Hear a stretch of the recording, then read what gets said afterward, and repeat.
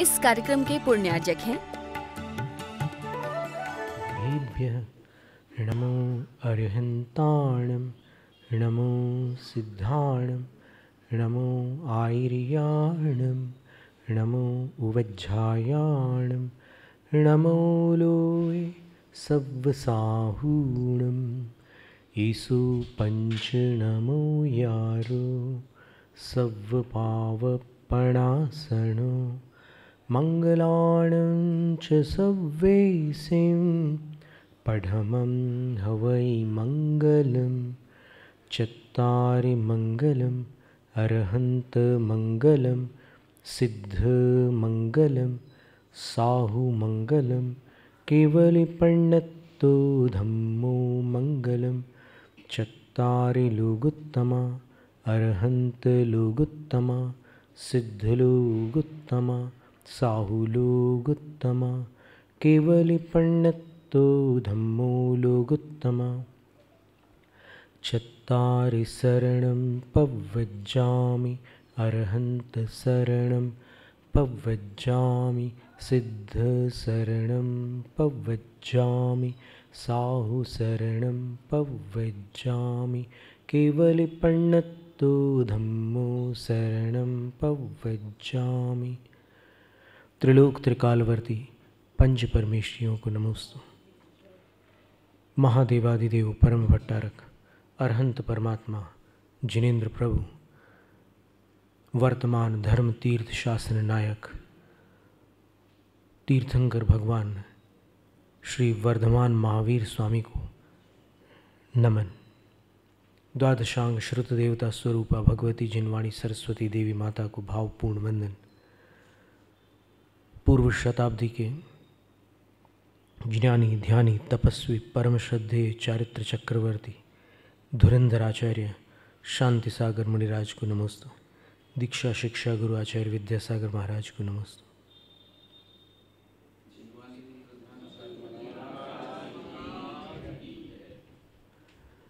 भक्तामर प्रणत मौलि मणिप्रभाणा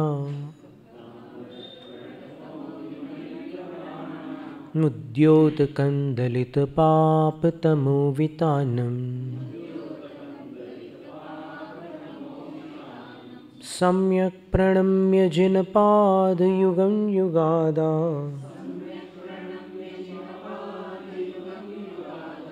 वालम्बनं भवजले पतताञ्जनानाम्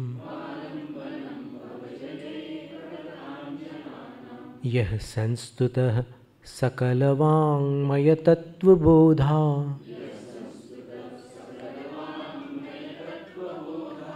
दुद्भूतबुद्धिपटुभिः सुरलोकनाथैः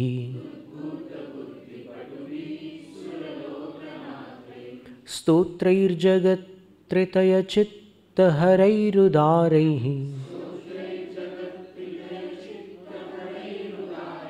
स्तोष्ये किलाहमपि तं प्रथमञ्जिनेन्द्रम्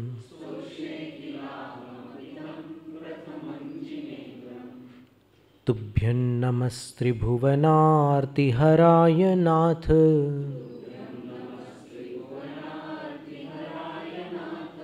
तुभ्यं नमः क्षितितलामलभूषणाय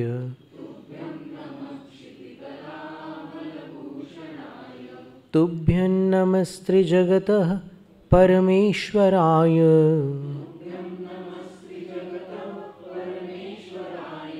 तुभ्यं नमो जिनभवो दधिशोषणाय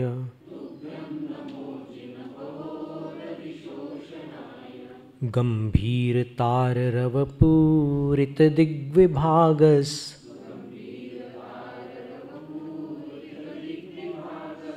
त्रैलोक्यलोकशुभसङ्गमभूतिदक्षः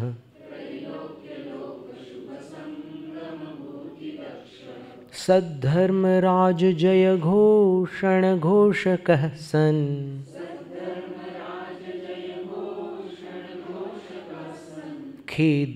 खेदुन्दुभिर्ध्वनति ते यशसः प्रवादी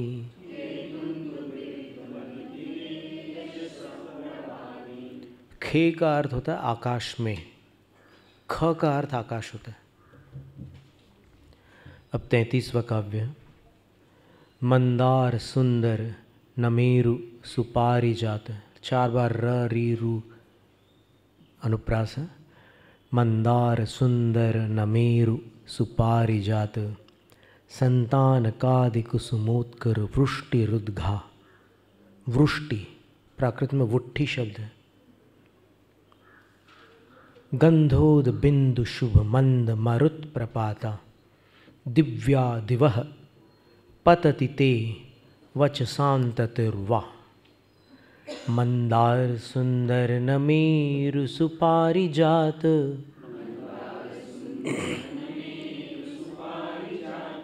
संतान कादि कुसुमोत्कर वृष्टिरुद्घा।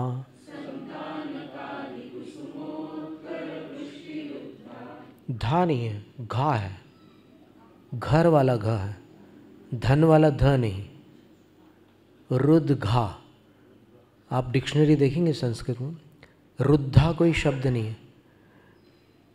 उद्धा, उद्धा कोई शब्द नहीं है। अब यहाँ पर वृष्टि में जो विसर्ग था उसका र बन गया नामी परो रम सूत्र से, और उसमें उद्घा ये शब्द मिल गया। तो उद्घ का अर्थ उत्कृष्ट होता है। तो यहाँ पर संतान कादि कुसुमोत्कर वृष्टिरुद्घा।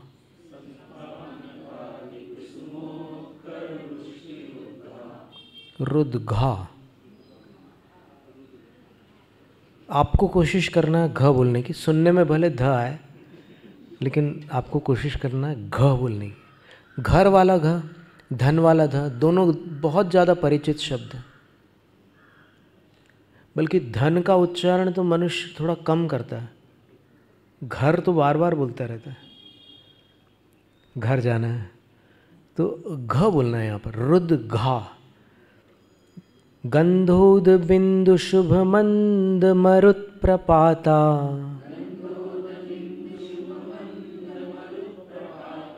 दिव्या दिवह पतति ते वचसांततिर्वा।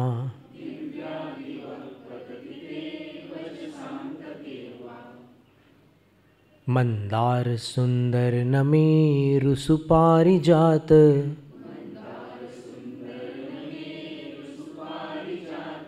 संतान कादि कुसुमोत्कर वृष्टिरुद्घा।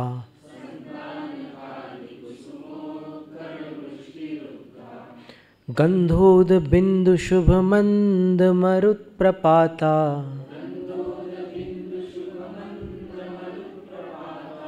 दिव्या दिवह पतति ते वचसांततिर्वा।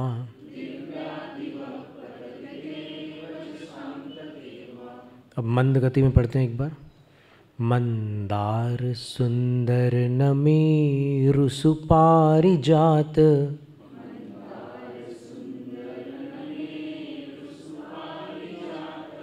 संतान कादि कुसुमोत्कर वृष्टिरुद्घा।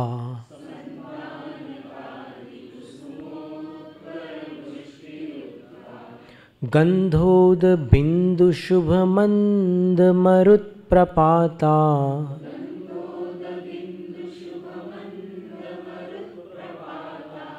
दिव्या दिवह पतति ते वचसांततिर्वा।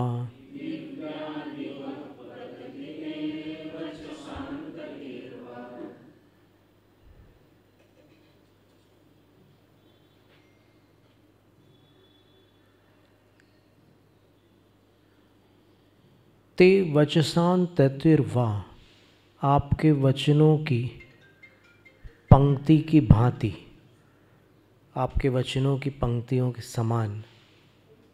कुसुमोत्कर वृष्टि दिवह पतति, फूलों के समूह की वृष्टि, दिवह यानी आकाश से, पतति पड़ती है, यानी ऊपर से वर्षा गिरती है। अब वो वर्षा कैसी है तो उसके विशेषण देख लीजिए। दिव्या, वो दिव्य है। यहाँ दिव्य शब्द का अर्थ है मनोहर। देव तो कर ही रहे हैं पुष्पों की वृष्टि, तो दिव्य का अर्थ देवोपनीत भी हो सकता है, लेकिन यहाँ पर दिव्य का अर्थ मनोहर, क्योंकि जो चित्रण है वो मनोहरता का चित्रण है। और इसका नाम सुर पुष्प वृष्टि भी होता है, इस प्रातिहार्य का नाम, जैसे देवदुंदुभी, सुर पुष्प वृष्टि, सुर चामर, ये तीन प्रातिहार्य जो है ये मिश्र मंगल रूप माने गए हैं। मिश्र मंगल का अर्थ होता है चेतन और अचेतन दोनों हैं। इन प्रातिहार्यों को देखेंगे आप तो फिर इसमें देवलोक चेतन है और चामर जो है अचेतन है। इसी प्रकार यहाँ जो दुंदुभी है, देव दुंदुभी, तो वहाँ देवलोक चेतन है और दुंदुभी जड़ है, अचेतन है। और यहाँ पर सुर पुष्प वृष्टि, तो ये जो पुष्प होते हैं ये देवलोक के कल्पतरुओं के पुष्प होते हैं। तो वो जो कल्पतरु हैं वो मूलतः पृथ्वी कायिक है, तो ये वनस्पति रूप नहीं होते, ये पुष्प पृथ्वी कायिक ही होते हैं। पर इन पुष्पों को देखकर, छूकर, सूंघकर कोई नहीं बता सकता कि ये पृथ्वी कायिक है। बिल्कुल मूल पुष्पों जैसे रहते हैं, जो वनस्पति के पुष्प होते हैं वैसी सारी रूपरेखा होती है इनकी। तो देखिए कल्पतरुओं के नाम दिए हैं। मंदार, मंदार पुष्प अभी यहाँ पृथ्वीलोक में भी पाया जाता है। दक्षिण कर्नाटक में एक पीले रंग का पुष्प होता है और उसके बीचों बीच एक काला टिपका रहता है, एक काले रंग का गोल आकार बना रहता है। सुगंधित पुष्प होता है और मनोहर पुष्प होता है वो मंदार पुष्प। पहले हम समझते थे कि ये मदार पुष्प जो होता है वही मंदार पुष्प है, लेकिन नहीं। कर्नाटक जाने के उपरांत सर्वत्र नई नई जानकारियाँ प्राप्त होती है, तो वहाँ जाने के उपरांत पता चला कि मंदार पुष्प ये है और मदार पुष्प वो है। जो श्वेतार्क होता है ना, सफ़ेद अकौवा, उसका जो पुष्प होता है वो मदार पुष्प होता है। गुजराती में आंकड़ा बोलते हैं उसको, और मराठी में क्या बोलते हैं पता नहीं। जो उसकी मालाएं वगैरह जो होती है वो हनुमान जी को चढ़ती है। रुई, हाँ बिल्कुल ठीक है। अंग्रेजी में डैंडिलियन बोलते हैं, अब ढूंढ लेना।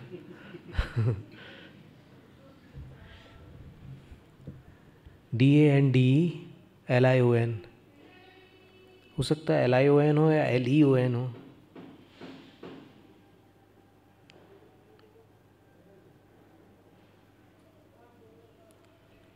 वो दो प्रकार के होते हैं रुई के।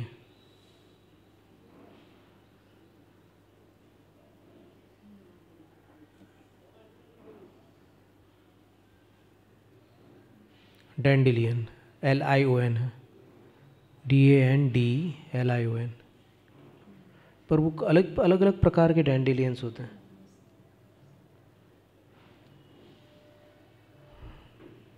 हिंदी में अकौवा बोलते हैं।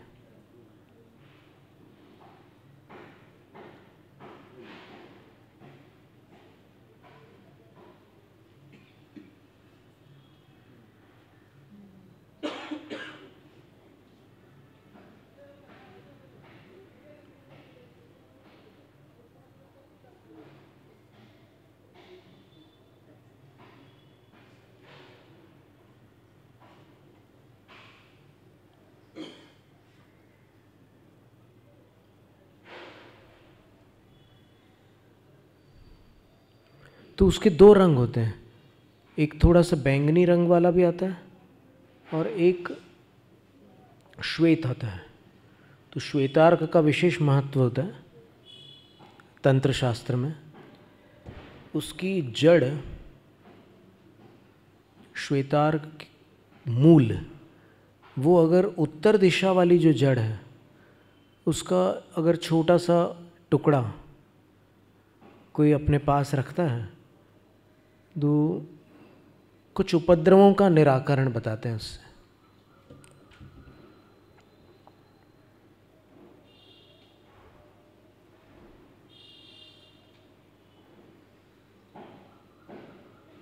देखो श्वेतार्क ये है, ये आपने सबने देखा होगा।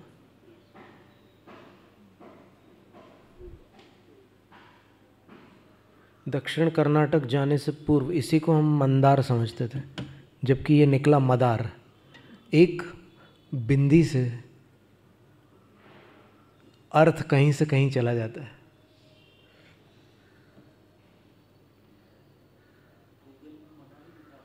मदार लिखा हुआ है ना, बिल्कुल। और एक बैंगनी मदार भी होता है।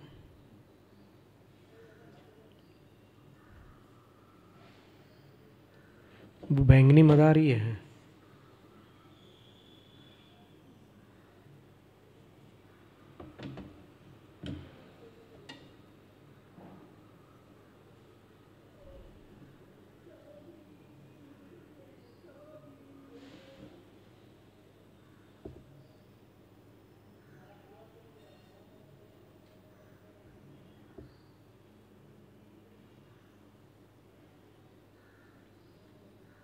मंदार पुष्प ढूंढने से वही मदार ही दिखा रहे हैं ये लोग। वो दक्षिण में पता चला कि मंदार।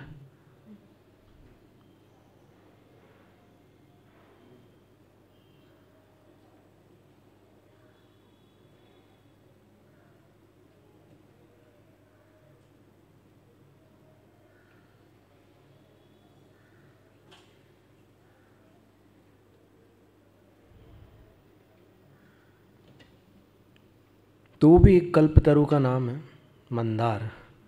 फिर सुंदर नमेरु, नमेरु का अर्थ रुद्राक्ष होता है, रुद्राक्ष। तो उसका पुष्प कभी देखा आपने रुद्राक्ष का? वो ऐसे होता है, बिल्कुल घंटी जैसा, छोटी सी घंटी होगी और वो घंटी भी थोड़ी बीच से लंबी हो और यहाँ पर उसके ऐसे नीचे पंखुड़ियाँ फैली रहेगी, घंटी जैसे ऐसे ही लटकता है वो ऊपर से। और खिला हुआ जो होता है उसमें और भी शोभा रहती है। ये भी दक्षिण कर्नाटक में ही देखने मिला। दक्षिण कर्नाटक में वो लोग कहते हैं कि 10 प्रकार के कल्प वृक्ष यहाँ पर हैं। अब कौन से 10 प्रकार के? तो वो वहाँ के विशेष, जैसे इलायची, काली मिर्च, कटहल जिसको पनस फल बोलते हैं, हाँ, और चाय, कॉफ़ी, चॉकलेट, कोको, ऐसे अलग अलग प्रकार के। तज होता है ना, दालचीनी, उसके पेड़ भी जंगलों में थे और कई प्रकार के वृक्ष थे वहाँ पर। रुद्राक्ष के भी पेड़ थे, द्विमुखी रुद्राक्ष प्रचुर मात्रा में है दक्षिण में। और इधर उत्तर तरफ जाओ तो फिर वहाँ पर पंचमुखी रुद्राक्ष अधिक होते हैं। तो पंचमुखी रुद्राक्ष का बोलते हैं कि अगर वो धारण करते हैं आप तो फिर दुर्घटनाओं से रक्षा होती है, और द्विमुखी को धारण करते हैं तो उसके 2 लाभ बताते हैं कि या एक तो गर्भ रक्षा होती है और दूसरा मन शांत रहता है। अब ठीक है, ये निमित्त नैमित्तिक संबंध है, कर्म नो कर्म का तालमेल है, हो जाता है। इसी तरह रत्न होते हैं, पाषाण आदि होते हैं, कई चीज़ें होती है, तो उनमें कुछ ऐसा रहता है, एनर्जी तो सबके अंदर है। तो उस प्रकार से जैसे क्रिस्टल थेरेपी चलती है और अन्य भी अनेक प्रकार के जो उपचार होते हैं वो नोकर्मों से ही तो होते हैं। और कुछ एनर्जी हीलिंग जो होती है वो मनुष्य खुद कर लेते हैं। Pranic healing, reiki healing, quantum touch healing, Namokar healing, ऐसे सारे जो हैं वो अपने अपने विशुद्धि से कर लेते हैं। तो उसमें भी अनेक भेद प्रभेद है। तो नमेरु रुद्राक्ष, और सुंदर विशेषण है उसका। सुंदर किसी फूल का नाम नहीं है, सुंदर नमेरु। फिर सुपारिजात, प्रशस्त जो पारिजात पुष्प होता है। अब यहीं जब निगड़ी में चतुर्मास था हमारा, तो फिर सवेरे जब जाते थे जंगल की तरफ निरहार के लिए, तो रास्ते में कई स्थानों पर वो पारिजात के वृक्ष मिलते थे और उनके नीचे एक पुष्पों का बिछौना होता था, जिसको पुष्पशैया बोलते थे पहले। खैर उतनी मात्रा में तो नहीं, लेकिन एक सिंगल लेयर वाला भूमि पर पूरे फूल बिछे रहते हैं। उसका डंठल केसरिया होता है, पुष्प जो होता है श्वेत होता है, और सुगंध चारों ओर फैली रहती थी उसकी। अभी कुंथुगिरी में भी है ऐसा, कई अनेक स्थानों पर मिल जाते हैं। तो ये सुंदर पारिजात पुष्प है। इसको उत्तरापथ में हर सिंगार बोलते हैं।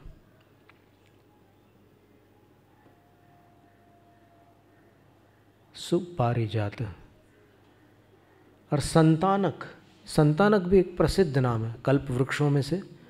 देवलोगों के जो कल्प वृक्ष हैं उनमें ये संतानक नाम प्रसिद्ध है। और आदि शब्द से अन्य भी ऐसे बहुत सारे कल्प वृक्ष हैं। बस इतनी 3-4 नाम मत समझना, इसके अलावा भी बहुत सारे कल्प वृक्ष होते हैं। उन कुसुमों के उत्कर, उन पुष्पों के समूह को वो देवलोग अपने विमानों में भर कर लाते हैं।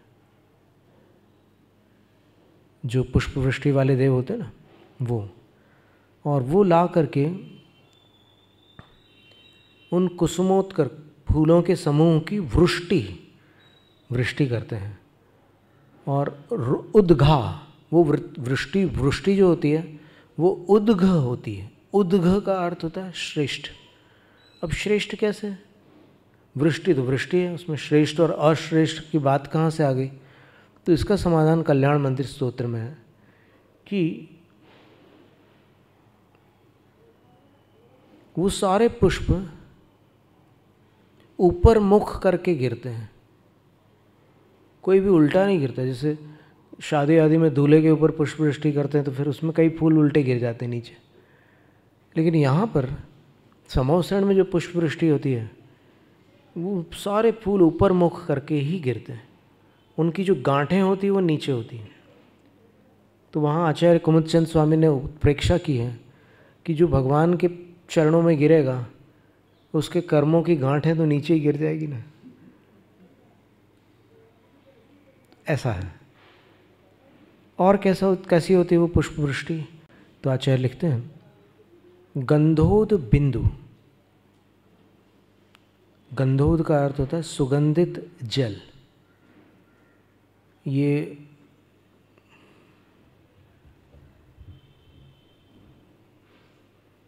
संधि करने के बाद उदक के क का लोप हो जाता है। ऐसा पहले भी आ चुका है एक शब्द। बिंदु के साथ जब उदक की संधि करते हैं तो फिर क का लोप हो जाता है। एक शब्द आया पहले, कभी याद करो, ननूद बिंदु है। कौन से काव्य में? 8वें में। मुक्ता फलद्युति मुपैति ननूद बिंदु। तो वहाँ उदकस्य बिंदु इति उद बिंदु, ऐसा रूप है। यहाँ पर भी गंधोद बिंदु, सुगंधित जल की बूंदों के साथ वो पुष्प वृष्टि होती है। वो सूखी सूखी नहीं होती वो वर्षा, एकदम बारीक जल कण होते हैं, एक फुहार जैसी होती है। जैसे अभी जो बरसात के मौसम में जब मंद मंद वृष्टि होती है जिसको झड़ी बोलते हैं, झड़ी बोलते हैं, सावन की झड़ी, झड़ी का मतलब ऐसी बारिश हो रही है कि जो पानी बह नहीं रहा है, लेकिन ऊपर से दिख रही है कि बरसात हो रही है, और आपके बालों में वो पानी की बूंदें ऐसे अटक जाएं। आपको गीला नहीं करेंगी वो, लेकिन एक वर्षा के कण के रूप में, बारीक बारीक बूंदों के रूप में वो एक स्प्रे के समान रहेगी। स्प्रे का तो सबको पता ही है उदाहरण, तो बस वही समझ लो। तो ऐसी बारीक जल की बूंदों के साथ वो जो वर्षा होती है पुष्पों की, कैसी होती है? देख, शुभ मंद मरुत प्रपाता। शुभ का संबंध मरुत के साथ लगाना और मंद का संबंध प्रपात के साथ लगाना, ये समझने की बात है थोड़ी सी। शुभ मरुत यानी सुगंधित वायु के साथ वो वृष्टि होती है। देखो, जलकण भी आ गए, पुष्प भी आ गए और वायु भी आ गई। यानी वहाँ पर जो भी हो रहा है उसमें कोई खामी नहीं है, जो है वो अपने आप में बिल्कुल परिपूर्ण है। तो वो सुगंधित जलकण भी आ रहे हैं, शुभ मरुत यानी ऐसी वायु बह रही है कि जिस वायु के प्रभाव से मंद प्रपात हो, वो पुष्प वृष्टि तत्काल नीचे न गिर सके, धीमे धीमे नीचे आए। इस कार्यक्रम के पुण्यार्जक थे आगम धारा परिवार,